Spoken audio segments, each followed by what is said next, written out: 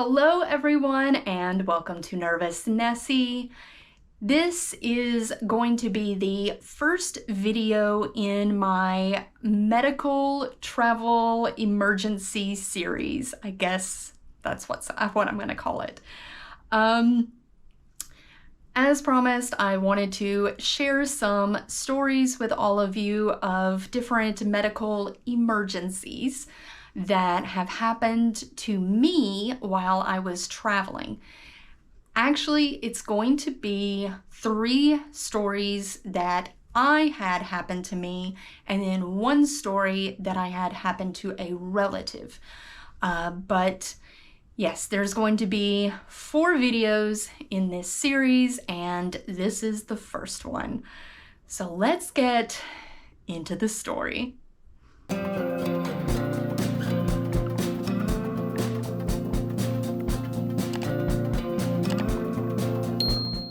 So several years ago, I went with someone to Mexico.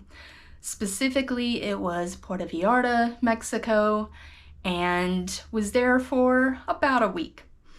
Now, we have all probably heard of what's called Montezuma's Revenge.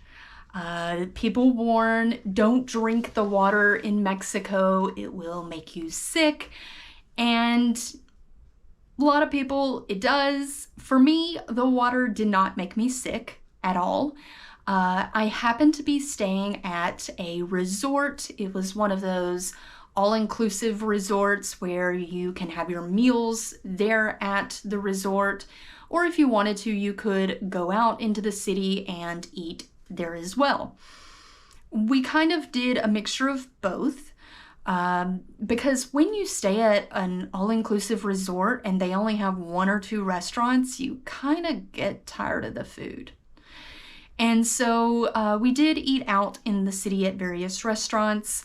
Now, just a heads up. I live in the United States, and when you go to other countries, the food is very, very different. Obviously, it's different cuisine, but what I'm talking about is the actual food itself.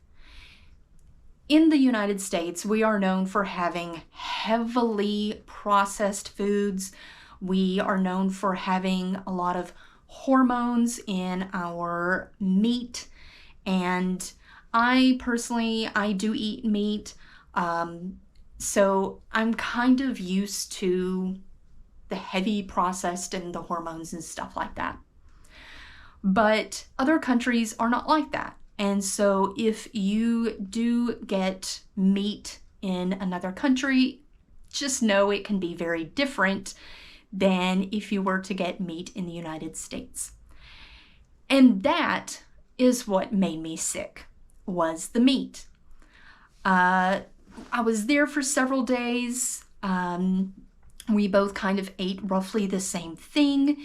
And then after being there for several days, we both had a severe spike in temperature. We were both running very heavy fevers.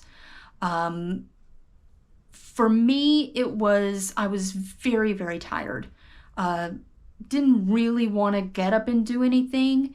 But yeah, I was very tired, and it hit, just for clarity, it hit me first. So I was just really tired. We had booked a zip lining in the jungle excursion or tour, if you will. And I really was exhausted, but I decided to go ahead and do it. While I was doing the ziplining tour, I was talking to the people there, which they were born and raised in Mexico. They're used to the food there. I said, you know what? I'm just so tired and I feel like I have a fever. And I said, it's not Montezuma's Revenge, which usually will give you really bad diarrhea. It wasn't anything like that. It was just extreme fatigue and a fever. And so what they suggested was eat fruit. The meat in Mexico is not heavily processed. And when you are not used to that, your body does not know how to properly break down the meat. Now, I'm sure there are plenty of medical experts out there and scientists that are maybe going to rip me apart when I say this. Please know this is just what was told to me, and it kind of made sense to me. The food did taste extraordinary. I'm talking, I think I had probably the best steak of my life in Mexico. But I did notice that it did taste different. It tasted better, didn't seem to have the hormones in there and all processed. And so they suggested that I eat fruit because the fruit, something in the fruit, will help break down the enzymes and everything in the meat, and then I would feel better. At that point, I was willing to try just about anything.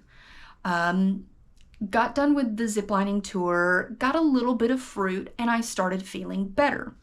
However, the person that was traveling with me, about the time I started getting better, they got really bad. They couldn't move. By the time we got back to the resort, all they could do was just lay in the bed. They were sweating profusely, and it's one thing to have a fever, and when you touch someone, you can feel that they have a fever, that they're running hot. This was so bad that just walking near them by the bed, you could feel the heat coming off of them. We didn't have a thermometer, but I would imagine their temperature was probably spiking like 102, 103, maybe even 104. It was bad. And so I ordered room service, had a platter of fruit brought to the room, and urged them to try and eat it. But because I realized that they were so bad, I was kind of freaking out. I really was. I'm like, please don't die in this resort. What I did was I went out. Now, granted, this was pretty late at night. It was roughly about 9, 10 o'clock at night. I took a chance. I went out, and my phone at the time, little disclaimer, my phone at the time was not a smartphone. So I could not Google different things. I couldn't Google where to go. I couldn't Google how to translate. Now, I took 2 years of Spanish in high school, and that was a very long time ago. So my Spanish is beginner at best. And I ended up walking out of the resort down the street, and I saw a KFC, a Kentucky Fried Chicken. And I thought, okay, the people there, most likely, because it's an American restaurant, most likely they're going to speak some English. And they did. I went in there, told them what was going on, and I said, I need a pharmacy. I need to go and buy basically some kind of Tylenol, something to bring my friend's temperature down. They did kind of give me directions of how to get to a local pharmacy. So I walked there and got to the local pharmacy. And in the United States, you do have 2 different types of medicine. You have over-the-counter, which you just walk in and purchase, and then you have prescription, which means you have to go to a doctor and the doctor writes you a prescription and then you can purchase it. But not every country is like that. Some countries, including Mexico, you can walk into the pharmacy and get the prescription medicine without seeing a doctor. And so I was desperate and was wanting to get whatever I could get. I walked in there and asked them, do you speak English? No one in this pharmacy spoke English at all. So how am I supposed to convey what is going on and what I need?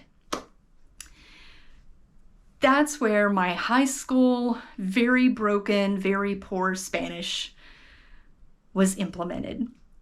And it was bad. I basically said, mi amigo es enferma. Kind of trying to say my friend is sick. And I know anyone who speaks Spanish is laughing at me right now, but it was all I could do. It was all that I know.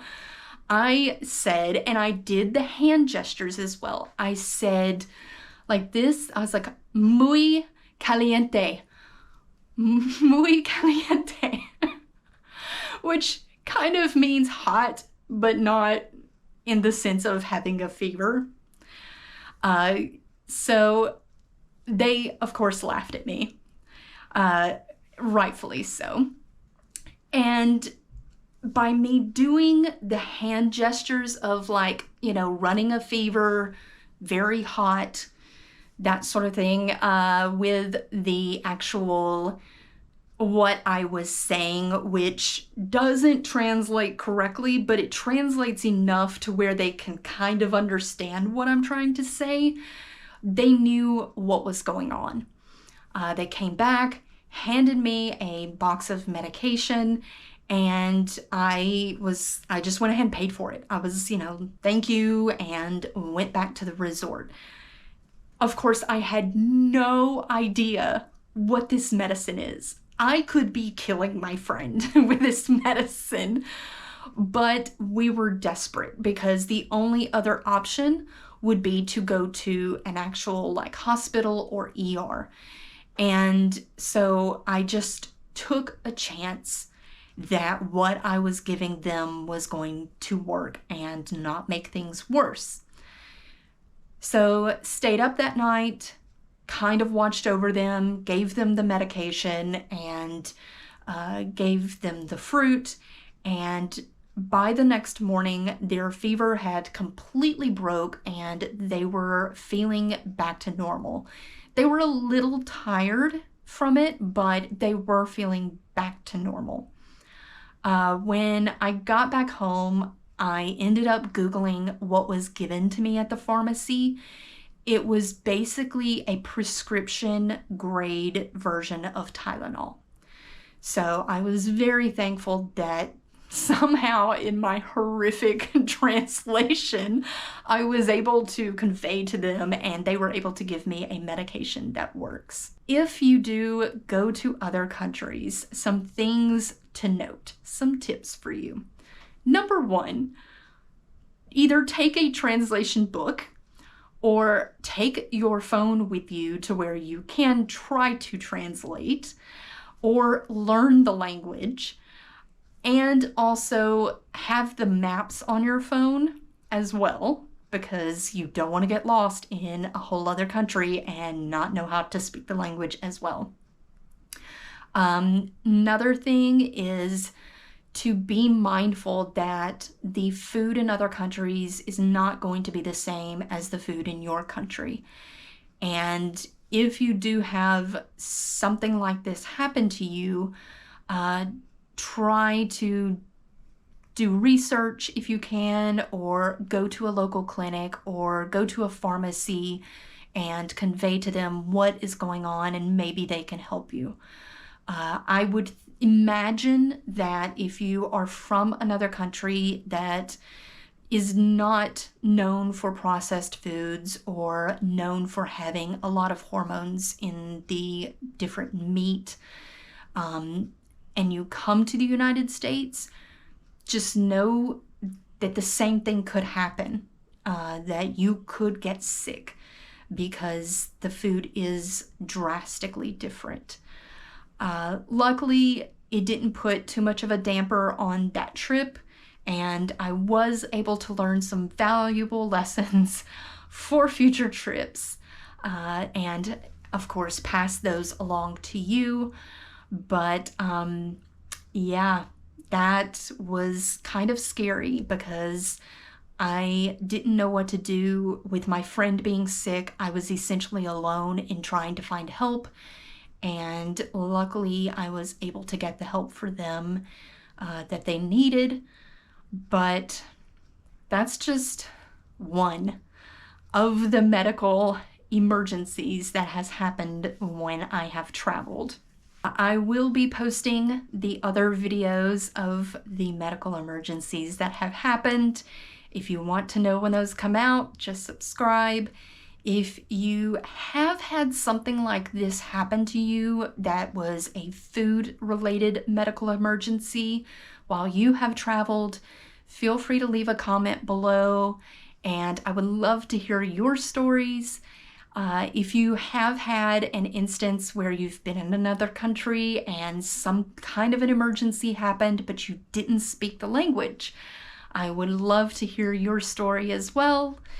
And I will try to get to all of the comments. I look forward to seeing you in the next video where I will share with you the second medical emergency in this series.